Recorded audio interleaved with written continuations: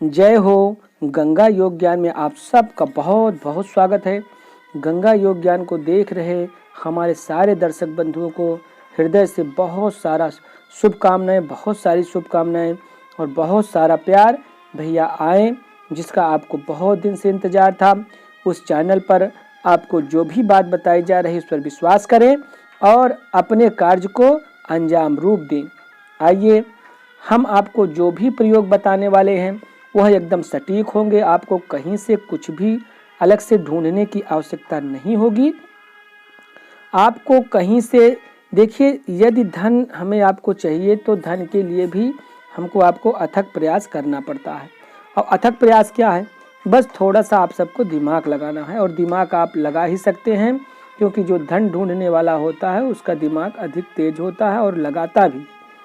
आइए, आपको ढूंढना क्या है भैया? कहीं से भी भूरी गाय इस समय आप लोग देख ही रहे हैं। बहुत सारे लोगों ने छोड़ भी दिया है गौ माता को, और गौ माता का तिरस्कार भी कितने लोग कर रहे हैं। लेकिन भैया हमको आपको इन सबको बचाना है। आइए, कहीं से भी हमको आपको अगर भूरी गाय मिल जाती है तो उसको हमको आपको रखना है अपने पास, कहीं नहीं तो उसका जो हमें आपको चाहिए वो मिल नहीं पाएगा। और जिस भैया के अगल बगल हो या पास हो तो उनकी तो बात ही अलग है, और जिनके पास नहीं है तो भूरी गाय की व्यवस्था करनी पड़ेगी कहीं से भी। भूरी गाय के दो चीज़ पृथ्वी में धन है, इसकी सूचना देने के लिए सबसे प्रथम माना गया है। पहला नंबर तो उस गाय के, भूरी गाय के घी, और दूसरा भूरी गाय के गोमूत्र। वह बहुत अधिक लाभदायक भी हैं भैया, और वह बहुत अच्छी सूचना हमको आपको ये देते हैं कि पृथ्वी पे धन कहाँ पर रखा हुआ है।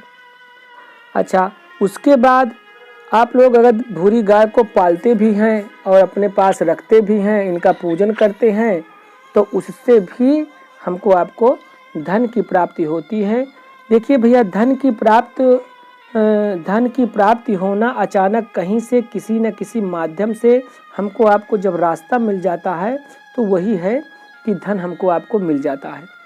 भैया, वो जो रास्ता मिलता है वो भूरी गौ माता की अगर सेवा जो व्यक्ति करता है उसे वह रास्ता अवश्य मिलता है।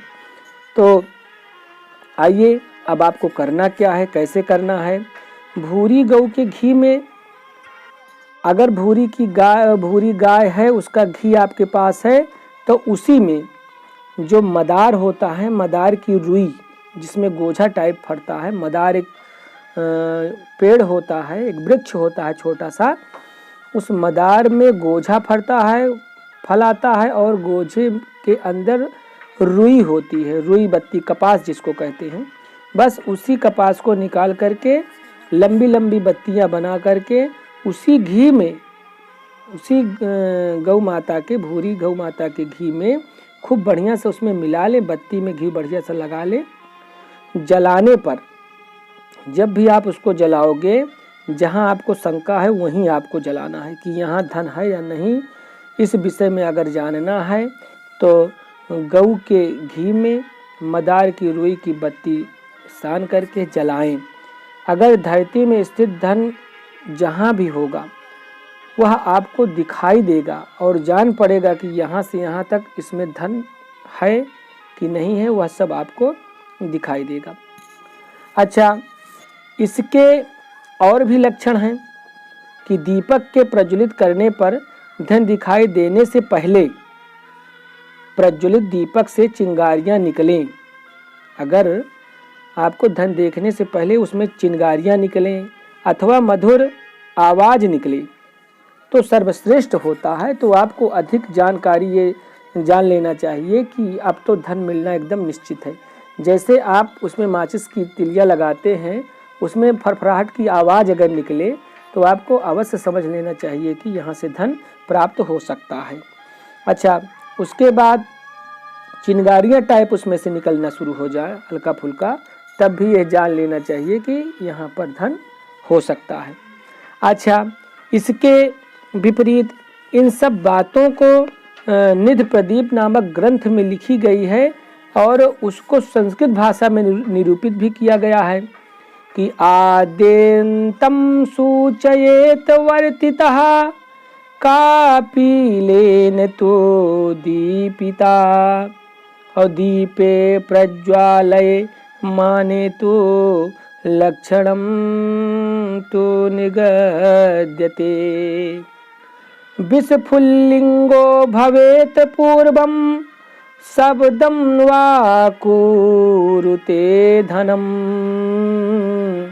प्रज्वालयमाने कुरुते शब्देन मधुर स्वरान।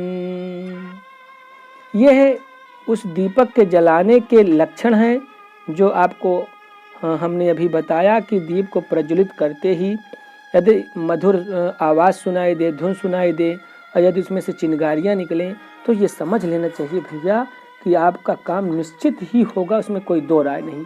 ये मैं भी कह रहा हूँ और भगवान भोले शंकर ने भी इस बात को कहा है। तो आपको मैं जो भी बताना चाहता हूँ और जो भी मैं सुनाना चाहता हूँ, शायद वह आप मेरी बात समझ पा रहे हैं भैया। यदि नहीं समझ पा रहे हैं, कहीं भी त्रुटि हो जाती है मुझसे भैया, तो आप लोग क्षमा करें और कमेंट में आप लोग हमसे फिर से पूछ सकते हैं। अच्छा, हुआ है समय आप सबसे विदा लेने का भैया। चलते चलते आप सबसे वही एक रिक्वेस्ट है भैया कि इसको सब्सक्राइब शेयर जरूर करें चैनल को, ताकि हम आपके साथ बने रहें। हुआ है समय आप सबसे विदा लेने का, तब तक के लिए जय हो।